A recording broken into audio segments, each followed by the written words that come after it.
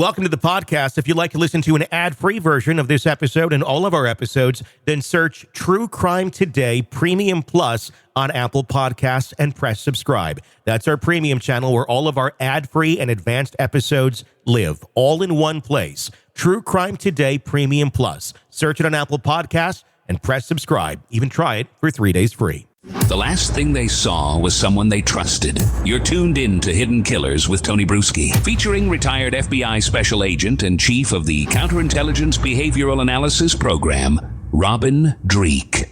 2024 ended. I'm not trying to make that analogy. I'm not going to restart this. I was going to say with a bang. Yeah. like that's not what I want to say.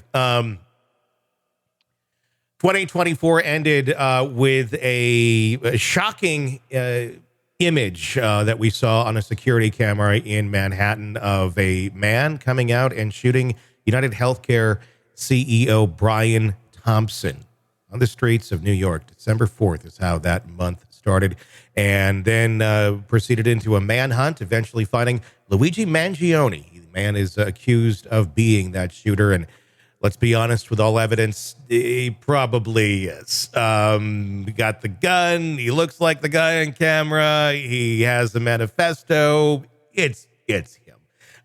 Joining me to discuss, Robin Dreeke, retired FBI Special Agent, Chief of the Counterintelligence Behavioral Analysis Program. Let's talk legal stuff here for a little bit. Neither of us are legal people, but just trying to theorize, what sort of defense are we going to have here for this man?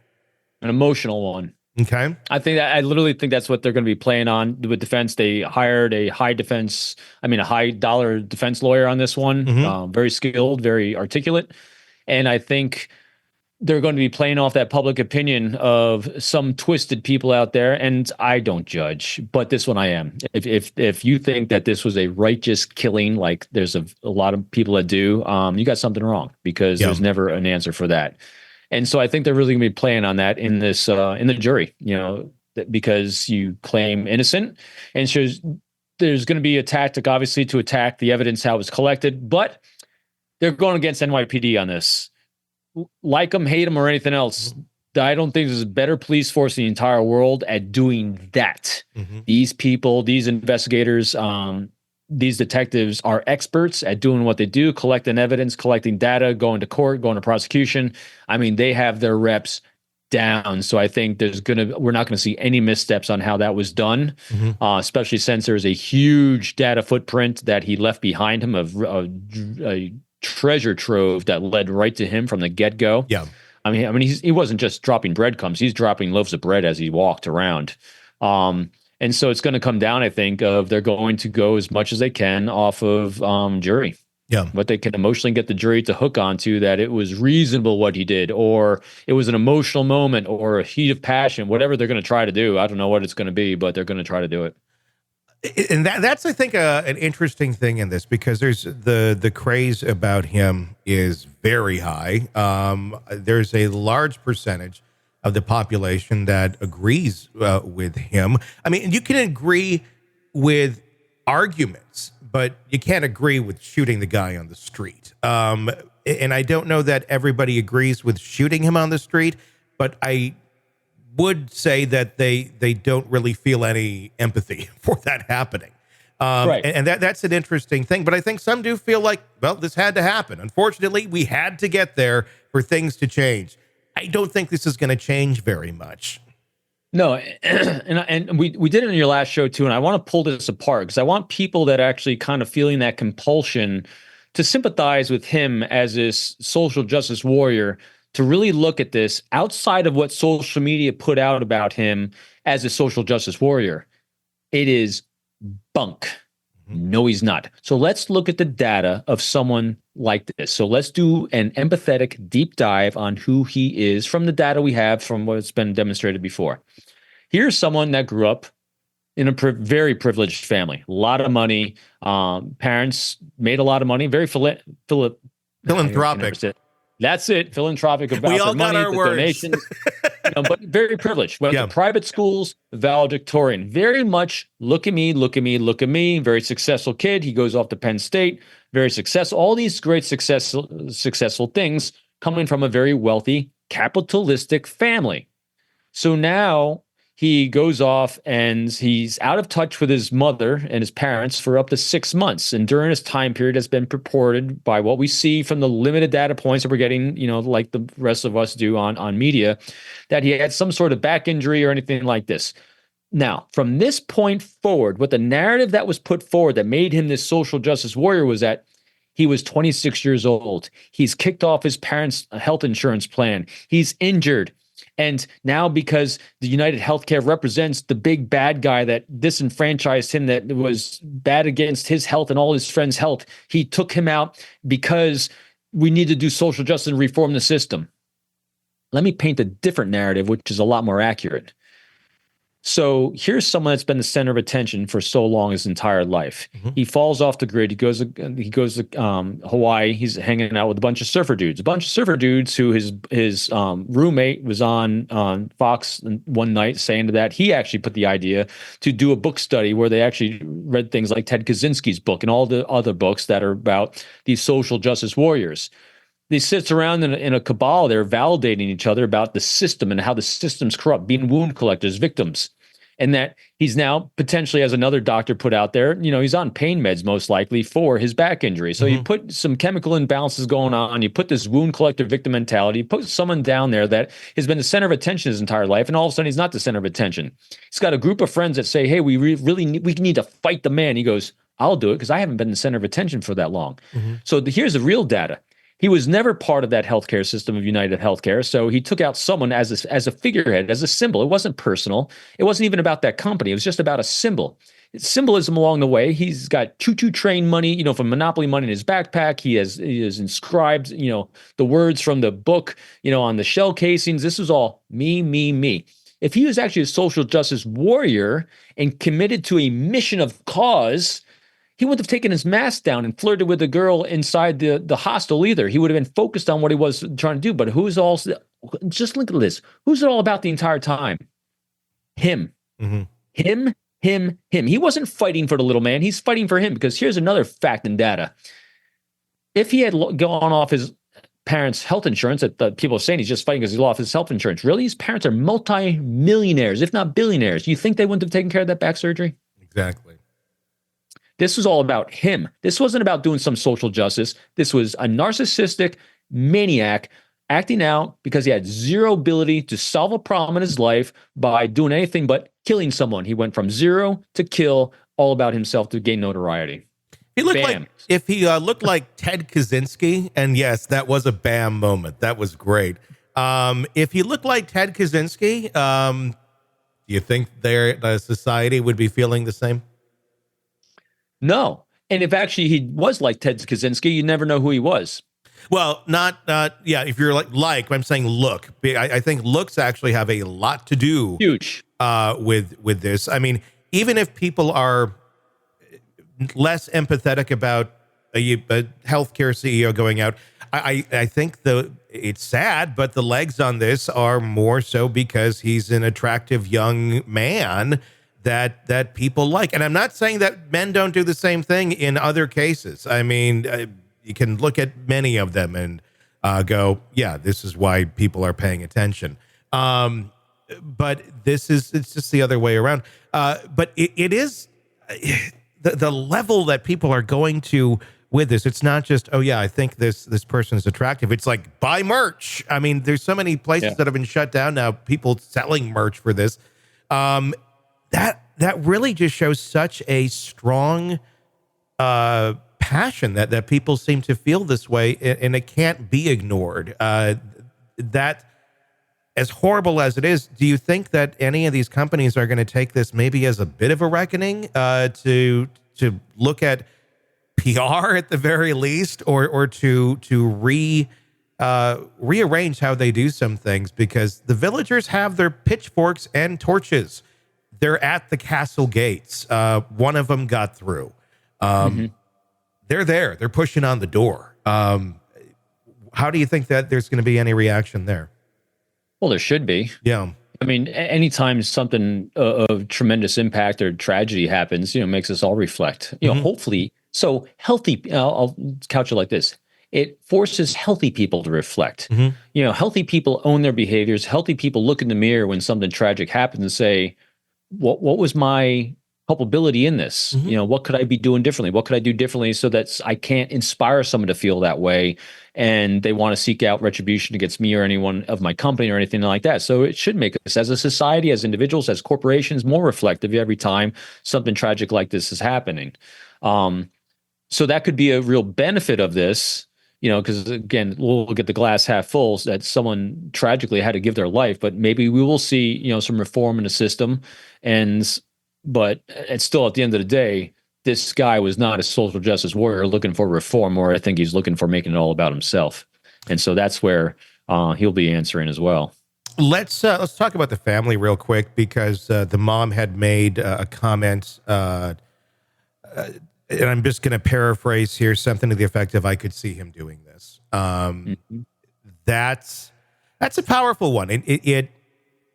It kind of reminds me of Kohberger a little bit. I mean, the mom never said anything in Kohberger's case, but from the Howard Blum book, the kind of the vibe that we get, at least that's my conjecture, is kind of like, yeah, we're not that surprised. And they had been looking for him. He kind of went off the grid for 6 months. He's an adult, so they only had so many things they could do other than look for him. How do you think they're going to factor in on all of this, and just their knowledge of his personality, or just in any way, shape, or form looking at how they play not necessarily a role in the killing, but a role in the story? I think they play a big role in the story, and I think they're going to play. Again, my conjecture on is they're going to play a big role on the prosecution side. I think they're going to help paint that arc, that life arc, because a lot of times we have a hard time filling in the data points on the life arc to say this makes sense. We're always looking for doing subpoenas and deeper dives and all the people surrounding them to see, why would someone do this? What's the motive? I think the mom saying things like that and being, it looks like, cooperative with law enforcement from the get-go on this is going to give us a lot of data points up until that point. So again, very early on, you and I were saying, it's Hawaii. That's where they need to be doing a deep dive. Something went sideways when he went to Hawaii, or right before there, where something was happening, because where there's smoke, there's fire. And so you don't know what else is breeding out there in that little group or cabal he was part of that allowed this to happen, because, it's heart-wrenching, but it's good that there are parents that were actually trying to do the right thing and called law enforcement, because it actually helps them stay out of hot water as well. Because, so here's a family, whether you judge them for having money or not, regardless, they're doing a lot of good things in their community from everything we've seen. And so they also don't want to undermine their great good that they're doing. At the same time, I'm sure they do care very deeply about, just like anyone would, about your boy going sideways. And he is an adult. I think that's a key thing. This isn't like it's a 15-year-old that, got dad's gun or something like that. So, I mean, that's a key distinction. And I think this could very well be another example of the other side of the pendulum on this, of, look, sometimes there's just people that go off the rails, even if they do come from a good family that has raised them well, and they don't have a lot of trauma, and it's, people can still go bad. And it unfortunately, it does taint, legacies and all the things that family has worked for. But it shouldn't, and I think long-term wouldn't define it. But that's a tough thing for a family to go through, especially if it has been all up and up good. We're just hardworking people and we've had success. And it could go sideways on them, but it can also do great. They could wind up doing even greater good. And I mean, you just think of BTK's daughter, serial killer's daughter. She became, a great advocate for victims, a great advocate for survivors of serial killings and all other horrendous things. So they could use this opportunity to do that as well, which kind of fits the limited narrative we see of them. So you can see them, turning heartbreak into tragedy into something good. Hopefully, and it's just going to be really interesting. I'm hopeful that people are going to see the real tragedy there. No, also the fact that Another key point in here is, so he's surrounded by good, healthy relationships up until a certain point, and then things go sideways. Again, another great thing about human nature is we are what we consume. Mm-hmm. Food and relationships. Mm-hmm. We start consuming unhealthy information, unhealthy relationships, and that's when things start going really sideways on us, especially if we do it at a susceptible time in life. And I think that's what happened. Yeah. He consuming unhealthy ideas and unhealthy people at a certain time in his life, and it had a tragic event.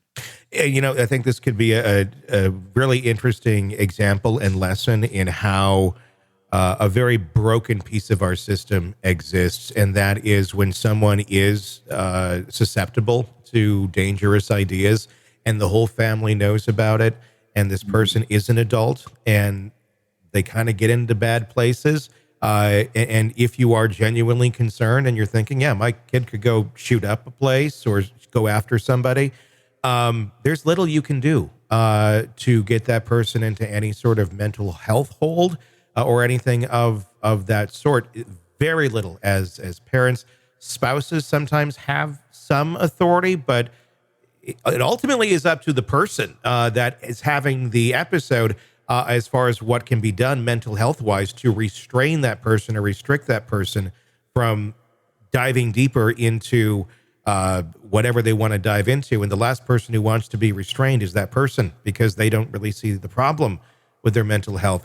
I'm going to wonder how much of a story this is about a family that has tried to help their son that they knew was susceptible to this sort of thing, was concerned, but really completely had their hands tied in what they could actually do to prevent him from going down one of these roads. There used to be more safe things for this, and that was abused as well, where people would put wives and people they just didn't like into mental health holds when there was that sort of authority. But I think we need to have something where you could find a happy medium where, look, there's evidence here. You have a whole family that does care about this person and they know something's wrong. Let's get them the help they need because they are a danger to themselves and society, not reacting. Let's be proactive and get ahead of that.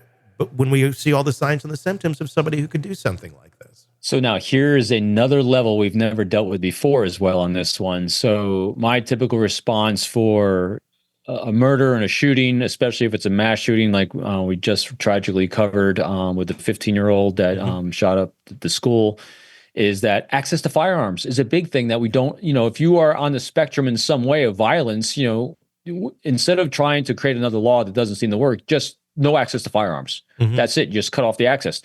The problem here is the first time he made his own. Yeah. You can't even blame a gun manufacturer on this one. You can't blame anything. He made his own ghost gun. Yeah.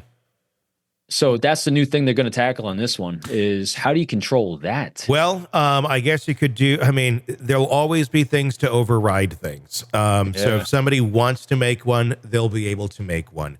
But like on a copy machine in the United States, you can't copy money. Any modern copy machine will stop. It will not work. Did you know that? No, but I'm shocked that you do. I was curious one day, and here's I'll give a short story on this. Back in my radio the things days, that pop in my mind when you start talking is like, that's interesting, Tony. here's the story on it, and it is an incident. I'm not running a money copying business out of my basement. When I was in radio like 20 some years ago, we got a color copier and our radio station had a fish tank window out onto our main street. So there's always people out there and we would interact with them through the radio, through the speakers. And we got a color copy machine and it was like a nice one. This is like 98-ish. So we made a fake 20 on a color copy machine and then had a string attached to it that we could pull from inside the building and run it. So the person's trying to pick up the bill and we're pulling it. We didn't want to use real money because we're poor and we're in radio. So it was fake. Right. And I was amazed at how real that looked back then. And so this is 28 years ago. I was curious because I just got a new printer for photography and things like that. And I was curious today, or not today, but several months ago, how good can it do today, with technology? Right. I'm really curious. And so I tried to put one in there and it's like, nope, can't do it. And I looked it up to like, what's going on with this? And it's in all the programming. You can't do it, which I think is great, because is it going to stop true money? Right. You know, people are doing that. No, but it's going to stop the teenager who has bad ideas and has no money from copying money and getting it out into the system. You do realize that you have your thousands and thousands and tens of thousands of followers now trying this on their own printers. It won't work. I'll tell Including you. me. Yeah. I'm going to try. Well, I mean, it's a Canon. I mean, it's made for like photography and real pictures. Right. So I don't know. I mean, maybe on lesser grades, it doesn't matter because it will look fake. I have no idea. Now we have to get the caveat. Folks, don't try this at home. Don't try this only at by, home. Only by professionals. No, and it's not. But I mean, like movies have fake money. I mean, these sort of things are produced. But yeah, that was just my curiosity there on that. I don't. Yeah, so you're saying that they should be able to come out with 3D printers that they're incapable of doing parts. That's for, the point. Guns. That's my very long-winded point that I had to go on a tangent about. Yes, put that into the programming of commercial ones that are out there that people easily get, and they can't, or you can hack into it, but the average person wouldn't. And it just prevents those sort of things from being made. The problem is, I think it's produced in different sizes and stuff. So I guess you just bump up I don't know. There'd be so many ways around it. It's a problem you truly cannot solve. Yeah, it's a tough one. If someone is hell bent to kill someone, they're going to figure out a way. You can put roadblocks in place on this by preventing the software from doing it. For someone who just thinks they're going to do this, now they have to be a tech person that can get around those roadblocks. Yeah. It's like gun laws. It's like it's not designed to prevent, but it's designed to prevent the ones who shouldn't. And we should have maybe more things in place that are a little more in line with reality. So this then brings me to the overarching thing of how I stayed to be this positive person at all times because of my study of history.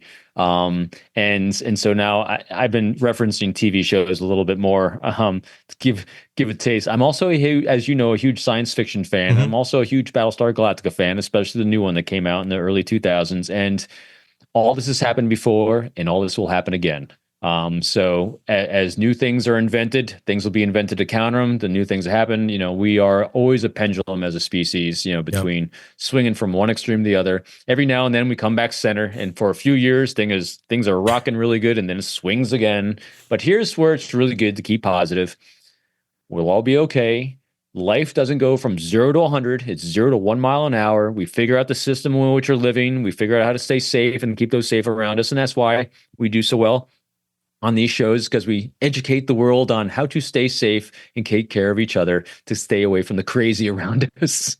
And that's the positive note as we walk into 2025. Welcome to the podcast. If you'd like to listen to an ad-free version of this episode and all of our episodes, then search True Crime Today Premium Plus on Apple Podcasts and press subscribe. That's our premium channel where all of our ad-free and advanced episodes live, all in one place. True Crime Today Premium Plus. Search it on Apple Podcasts and press subscribe. Even try it for 3 days free.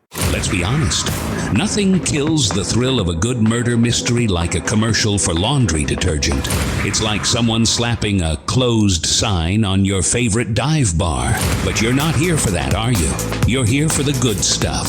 So ditch the ads and upgrade to True Crime Today Premium Plus on Apple Podcasts. With True Crime Today Premium Plus, you get your crime straight. No chaser.